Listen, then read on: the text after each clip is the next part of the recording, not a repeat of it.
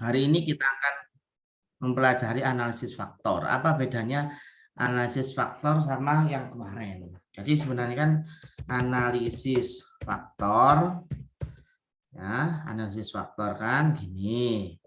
Kita mengenal analisis faktor itu kemarin kita pelajari confirmatory faktor analysis, ya, CFA. Hari ini kita mempelajari explanatory faktor analysis, EVA. Nah, CFA kemarin ini kan berhubungan dengan validitas dan reliabilitas. Validitas dan reliabilitas. Kalau kita buat notasinya, ya, kalau kita buat notasinya, dia merupakan variabel laten, ya, yang mempunyai indikator yang sifatnya refleksif. Nah, kemarin kayak gini.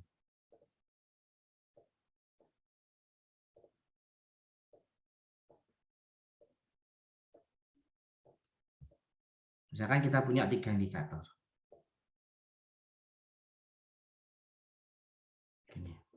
Nah, confirmatory faktor analysis itu ini, validitas dan reliabilitas variabel laten. Ini variabel atau indikatornya atau manifest, ya. Anda wajib paham apa variabel laten. Variabel laten itu disebut unobserved variable. Kalau indikator atau manifest itu observed variable. Jadi sesuatu yang Anda tanyakan ke responden itu tidak bisa langsung dijawab atau disimpulkan. Misalkan, ya, misalkan Mbak Aziza pintar, gitu ya.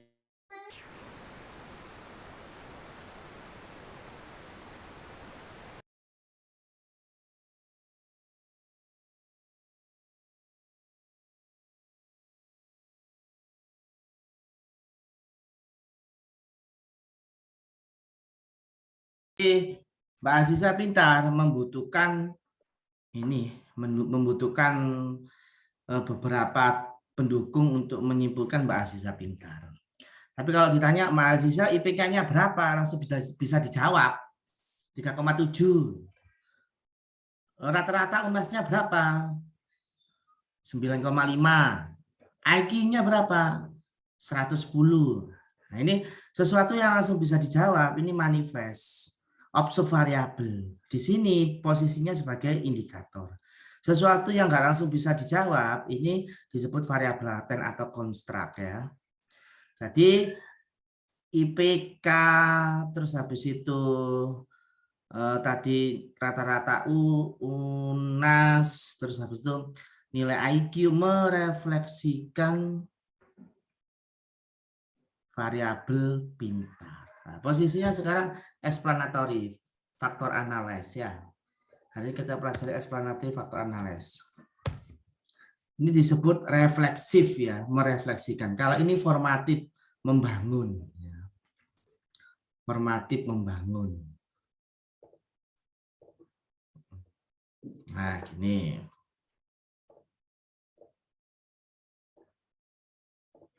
Ini satu pasang, ya. Nanti pada waktu PLS introduksinya juga ini. Jadi saya introduksiin sekarang. Jadi enggak 2 kali. Minggu depan, kan. Apa beda yang paling nyata? Ini sama-sama ini, ya, sama-sama menjelaskan variabel laten. Apa beda paling nyata? Jika ini tidak valid bisa dihilangkan karena salah satu indikator ini masih mampu merefleksikan variabel laten ini. Misalkan nilai UNAS tidak valid, hilang sesuai dengan prosedur atau langkah validitas dan reliabilitas kemarin, ya. Nilai UNAS tidak valid, dibuang, ya. Ternyata 2 indikator IPK dan IQ sudah valid dan reliable. Kalau ada nilai UNAS justru tidak valid, maka dibuang. 2 indikator ini masih mampu merefleksikan variabel kepintaran. Tapi kalau ini Kalau explanatory, walaupun tidak valid, ya, ini tidak boleh dibuang. Walaupun tidak valid, ini tidak boleh dibuang. Ya, ini tidak boleh dibuang indikatornya. Jadi kalau pakai confirmatory factor analysis, ini kalau tidak valid boleh dibuang, terus diolah lagi, terus sampai valid semuanya, baru kita masuk ke reliability, pakai Kronospa alpha ya. Atau kalau di PLS pakai Kronospa alpha dan composite reliability. Composite reliability ya. Kalau explanatory, nggak boleh dibuang walaupun tidak valid. Kita pakai nilai sig, nilai signifikan di bawah 0,05 berarti dia valid. Seperti itu ukurannya. Nah, hari ini kita mempelajari posisinya adalah membuat kelompok. Kalau ini kan kita menganalisis, ya ini satu paket, satu gandengannya. Jadi saya harus menjelaskan, kalau saya menjelaskannya, alangkah baiknya kita mengimbangi menjelaskan ini. Untuk hari ini kita misalkan punya berapa di sini, kita lihat di madep kulon ya. Kita menggunakan data yang ada aja, data faktor analisis ya. Kita masukkan dulu di SPSS.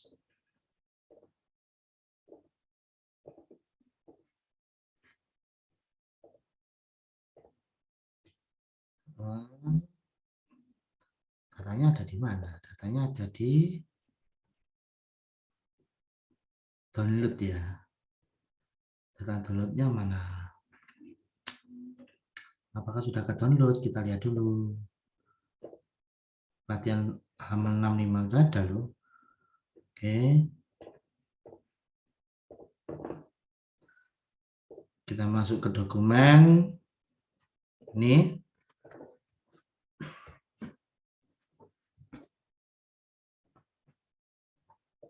Cuma satu ya, satu sheet ya. Oke.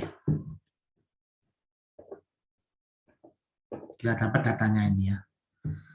ROE, NBM, CR, QR, ROI. Ya, ROE, NBM, CR, QR, ROI. Kita lihat. Ini materinya Anda bisa itu ya, bisa baca di sini. Terus habis itu untuk langkahnya juga sudah disiapkan di madep kulon. Anda di ini. Oke. Ini data yang kita pakai untuk menyesuaikan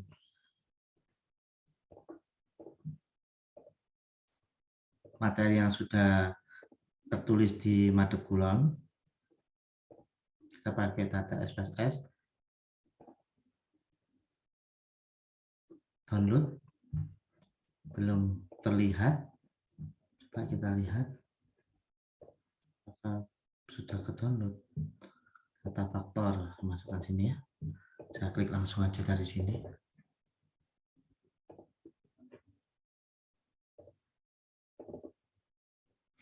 Oke, ini kita punya 1, 2, 3, 4, 5, 6, 7. Ya, 1, 2, 3, 4, 5, 6, 7. Apakah variabelnya diberi nama? Ya, diberi nama ini ya. Di label. Jadi Anda boleh memberikan name itu sesingkat mungkin, tetapi masih mampu mengidentifikasi atau istilahnya apa? Menunjukkan kalau itu variabel apa. Kalau hanya X1, X2 maka Anda memberi keterangan di sini. Kalau misalkan umur atau jenis kelamin JK, berarti sudah tahu itu kalau jenis kelamin. Kalau umur, terus umur tidak apa-apa. Tapi kalau panjang, terus X1 sampai X7, Anda beri label di sini. Jadi di variable view ya, kalau data view itu Anda mengisi pengamatan ya, 1 sampai sekian ya. Atau data Anda, pengamatan atau data Anda isi di sini. Ini X1 berapa gitu ya. Tapi kalau Anda mau memberikan label, terus memformat numeric atau string gitu ya, terus habis itu measurable-nya itu Anda pakai skala atau ordinal atau nominal, masuknya di variable view. Masuknya di variable view. Ini labelnya ya, delivery speed, price, level, sampai product quality. Sekarang dari 7 ini, jadi kita punya banyak data, kita reduksi jadi kelompok. Jadi 1 sampai 7 itu jadi satu kelompok atau 2 kelompok atau 3 kelompok sih sebenarnya gitu. Berdasarkan prosedur atau loopingnya dari program atau software atau algoritma analisis faktor. Seperti itu.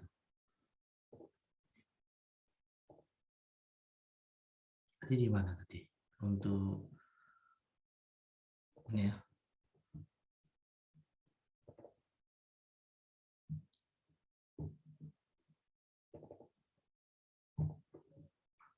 Ini Anda nanti kita samakan dengan ini ya. Jadi jika memenuhi maka nilai KMO dan Bartlett-nya itu kalau KMO-nya harus di atas 0,5 sedangkan Bartlett tesnya harus di bawah 0,05. Jadi tahapan analisis faktor itu merumuskan masalah, melakukan analisis faktor, menentukan jumlah faktor, merotasi faktor, dan menafsirkan faktor yang terbentuk.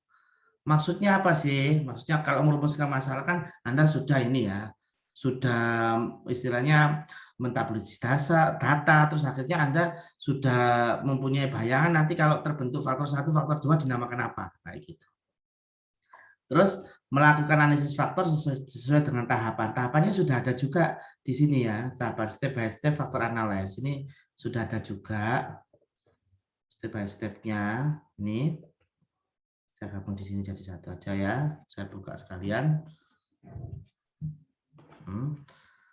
Ya, Anda perhatikan di sini analyze, data, reduction, faktor. Terus masukkan seluruh X1 sampai X7, habis itu klik inisial, terus anti image dan KMU. Ini untuk apa? Kita pelajari habis ini.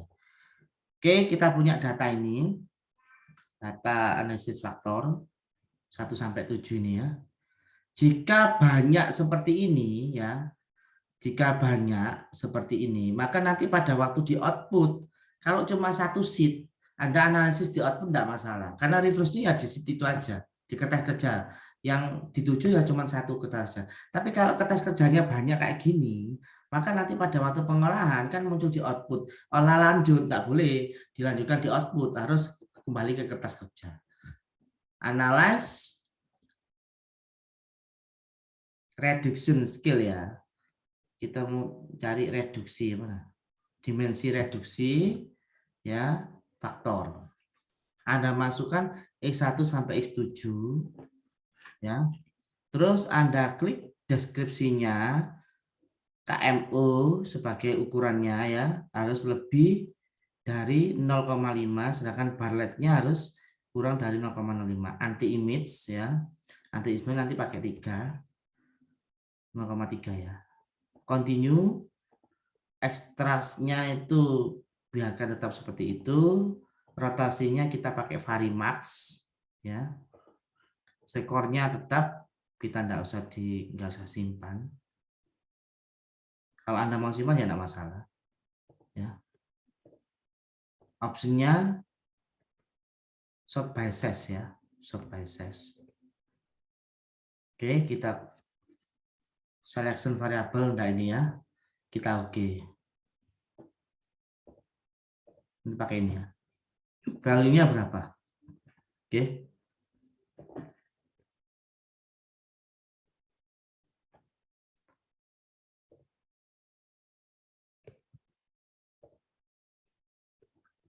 Faktor analis coba di sini yang selection-nya nggak pakai harusnya, cuma 7 aja.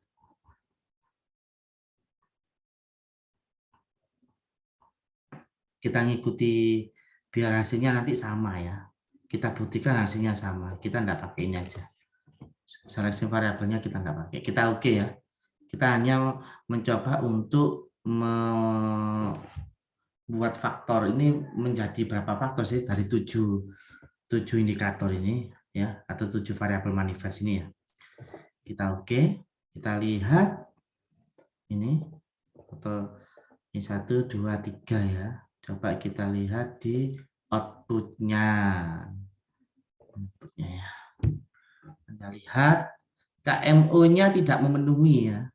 Coba sama enggak hasilnya? Kita lihat. Kadang-kadang bisa enggak sama. Bisa Pak Bisri. Enggak sama. Ya bisa. Tergantung seperti normalitas. Normalitas itu kalau pakai SPSS 16 sama SPSS di atas 20 berbeda hasilnya. SPSS 16 lebih cepat normal daripada SPSS di atas 20. Kenapa? Ya loggingnya software kita nggak itu ya. Dia punya algoritma sendiri. Kaiser Meyer ya, KMO ini ya, kebanyakannya ini indeks perbandingan jarak antara korelasi dengan korelasi parsialnya ya. Ini pengertian secara itu ya. Yang Anda pahami adalah KMO-nya harus di atas 0,5 gitu toh. Jika tidak maka di treatment.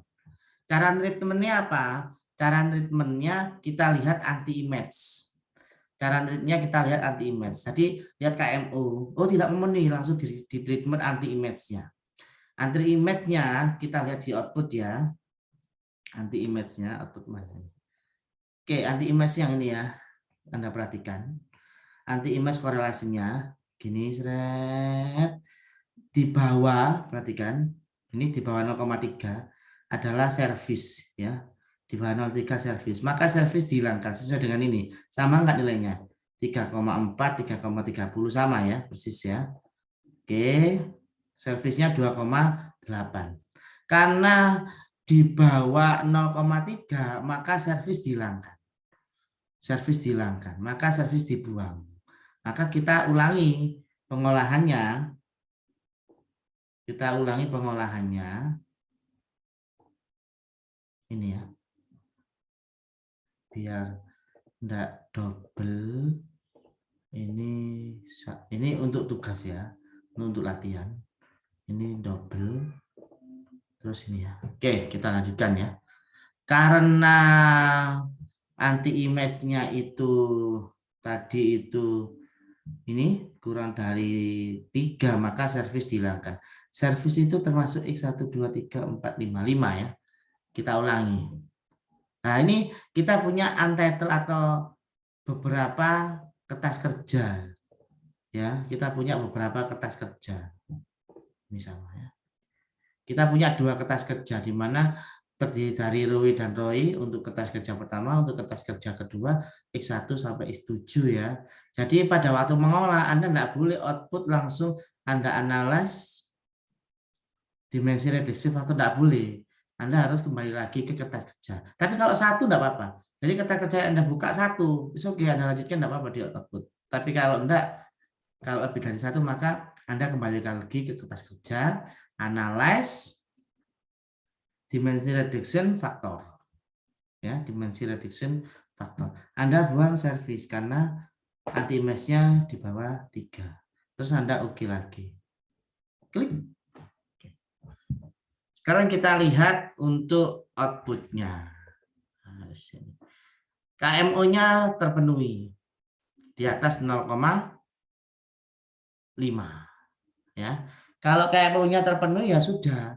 Otomatis kalau kita lihat faktor pendukungnya anti image-nya nggak ada di bawah 0,3 harusnya.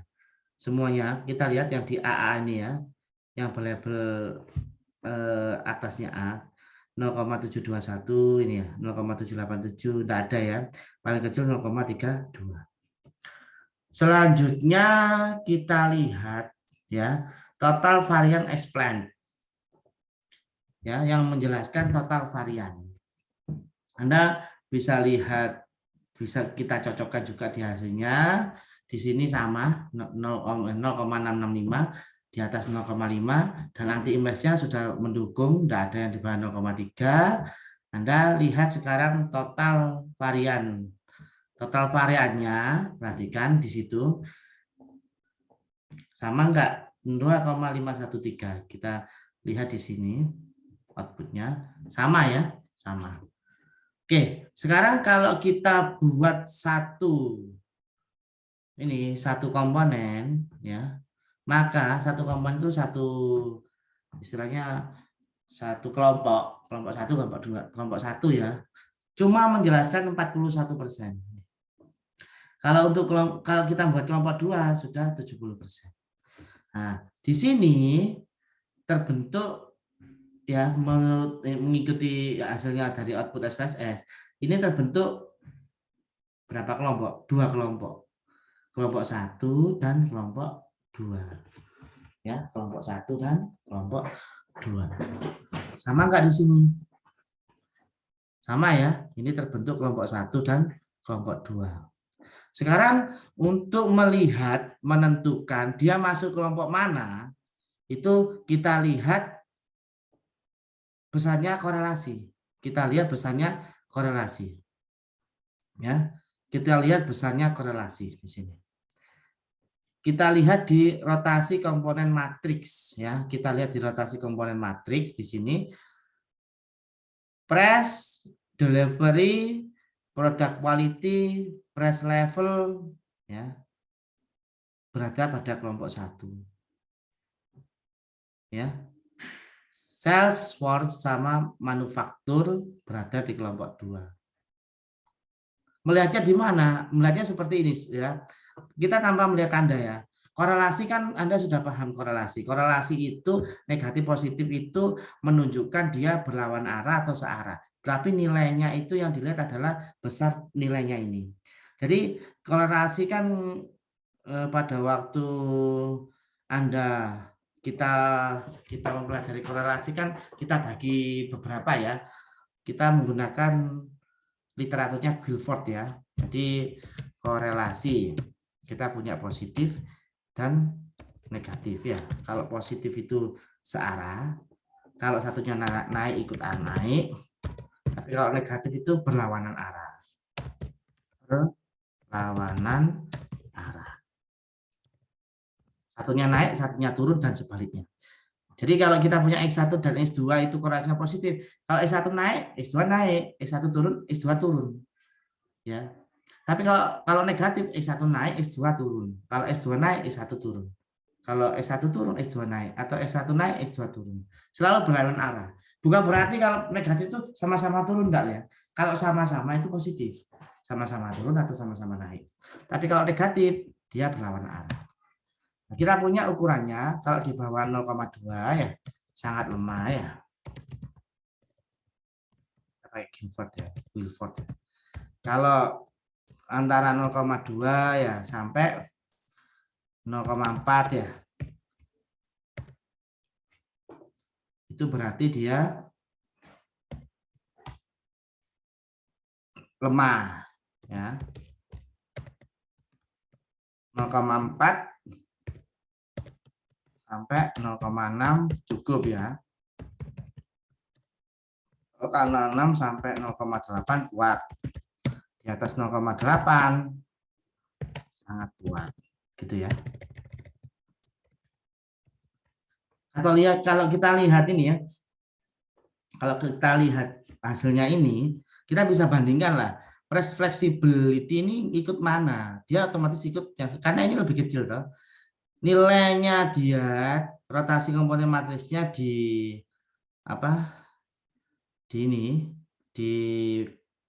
komponen kedua atau kelompok 2 lebih kecil daripada kelompok 1, otomatis ngikut kelompok 1. Artinya gini. Kalau ngomongnya dia lebih setuju di kelompok 1 gitu. Seperti itu. Atau memang dilihat nilainya nilainya memang lebih besar di kelompok 1. Jadi ini terbagi menjadi 2. Kelompok yang ini kelompok 1, yang ini kelompok 2. Nah, sekarang tinggal penamaannya aja ya. Anda silakan memberi nama. Ya, Anda silakan memberi nama. Namanya kalau kita lihat berdasarkan ya, faktor 1 price flexibility, delivery, product quality, price level. Nah, ini tugas Anda kasih nama apa untuk faktor 1. Untuk faktor 2, sales force image sama manufacture image.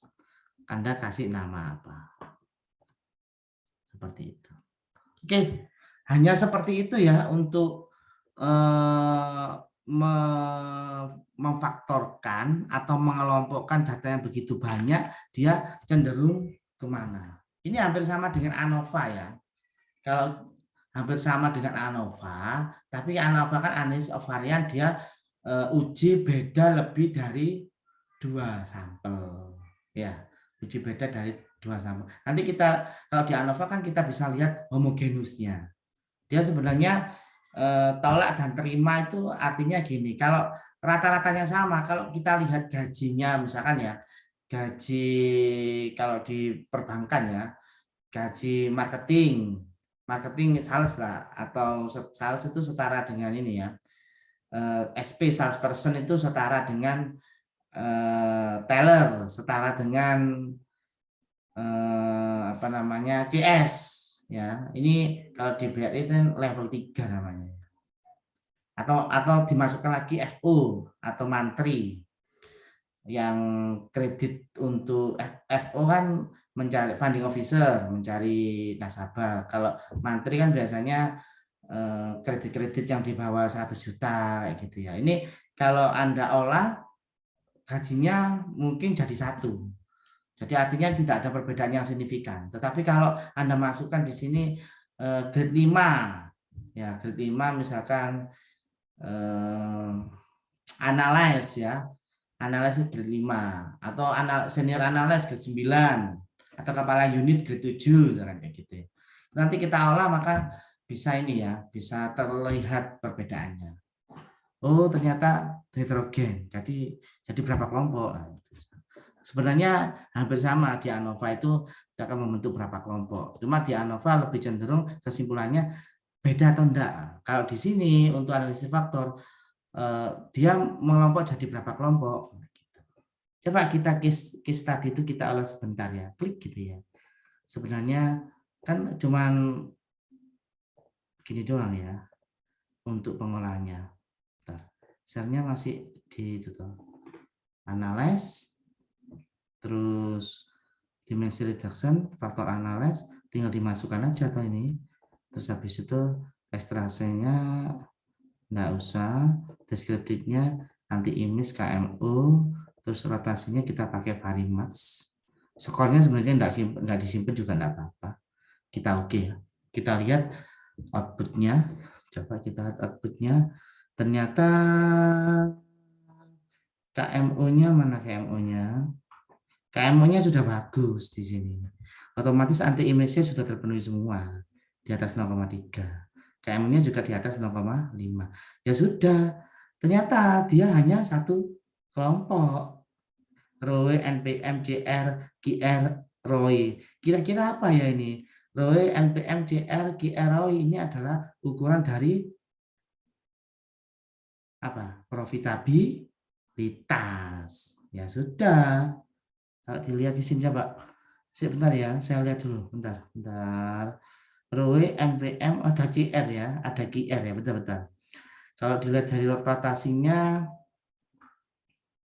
oh 2 ya, maaf. Jadi JR, QR ya. Kalau ROE mungkin ROI sama NPM itu ukuran profitabilitas ya. Kalau JR, QR bukan ya. Coba di sini jadi 2 ya, jadi 2 ini ya. Kalau 2 75% ya. Mampu menjelaskannya jadi 2. Jadi di sini kita melihat rotasi komponen matriksnya. ROE, ya betul ya, ROE, NPM, ROE, NPM, ROI. Jadi ROE, NPM, ROI itu jadi ukuran profitabilitas. CR, kira-kira mengukur apa? Jadi kalau Anda belum hafal rasio-rasio itu, ukurannya apa? Kita lihat gini aja. CR dan QR mengukur rasio keuangan apa ya? Keuangan, nah gitu ya. Likuiditas, ya. Tapi kalau ROE, return on ekuitas, terus return on investasi sama net profit margin mengukur rasio keuangan profitabilitas. Ya, rasio profitabilitas. Jadi sudah ini ya, istilahnya sudah familiar lah Anda. Kalau ROA, ROE, NPM, NIM, OPM banyak ya, ukuran-ukuran profitabilitas. Nah, ini ada beberapa ini ya, ada beberapa istilahnya mazhab namanya ya. Kalau profitabilitas sendiri sebenarnya masuknya di faktor analyze. Nah, jadi gini, perbedaan explanatory yang Pak bisa jelaskan yang match sama ini, ya, match sama CFA dan EVA, ini sudah EVA di sini ini tidak mengklasifikasikan faktor dia ikut faktor siapa, tapi sudah ditentukan ini itu ikut faktor ini ikut faktor ini. Tetapi kalau yang kita sekarang pelajari, kita punya banyak faktor, kita punya banyak indikator, kita punya banyak variabel, kita punya banyak manifest, itu dicampur dari satu, terus dianalisis faktor. Nanti mengerucutnya kemana? Mengerucutnya kemana? Tapi sebenarnya enggak benar-benar lepas, enggak tahu teorinya, enggak. Sebenarnya kita hanya memastikan aja sesuai dengan data. Tapi ya kita harus tahu. Seperti ini tadi, kita enggak tahu sama sekali, ya kurang pas ya, bukan enggak bisa ya, kurang pas. ROE, NPM, ROI sudah kelompok jadi satu. Kita namakan apa ya gitu? Kita namakan terserah, sembarang. Tiba-tiba kita namakan struktur modal, tidak boleh, karena itu bukan ukurannya struktur modal. Struktur modal bisa LDR, DER, DAR, ya seperti itu. Oke. Dari saya itu dulu untuk teorinya, kira-kira ditanyakan, saya kasih waktu Anda 5 menit.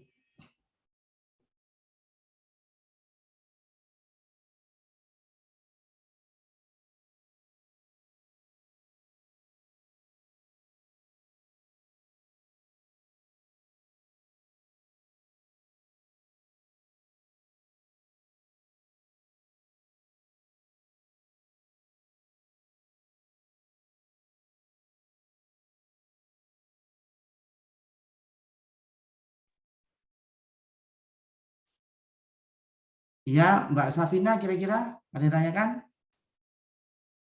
Belum ada, Bapak. Ya, Terima kasih. ya. Ini nanti kalau habis itu ya, masuk lagi kalau nggak ada yang tanyakan.